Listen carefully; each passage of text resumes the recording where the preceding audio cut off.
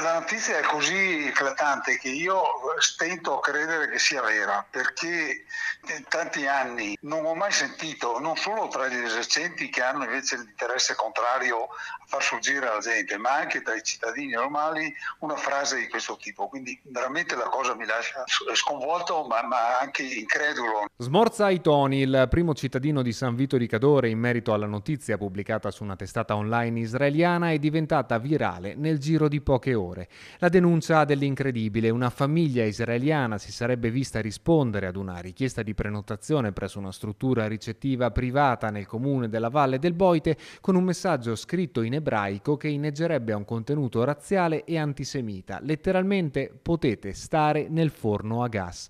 Per De Bon il quadro pare quanto mai sconcertante e sono stati subito avviati gli accertamenti del caso per verificare in primo luogo la veridicità di quanto riportato e in seguito avviare le eventuali indagini per identificare il presunto locatore autore del misfatto. Abbiamo incaricato subito l'assessore dei servizi di polizia locale di fare tutte le indagini conseguenti, e quindi lui si è recato sia dalla polizia postale che dalla Digos per informarli meglio su questo, per offrire ovviamente tutta la nostra collaborazione qualora fosse necessaria, per fare le indagini conseguenti. Lorenzo sarebbe questo il nome riportato sulla testata israeliana del proprietario dell'appartamento che evidentemente dopo aver verificato la provenienza dei suoi clienti ne avrebbe rigettato la prenotazione allegando il messaggio antisemita scritto verosimilmente con l'aiuto di un traduttore online.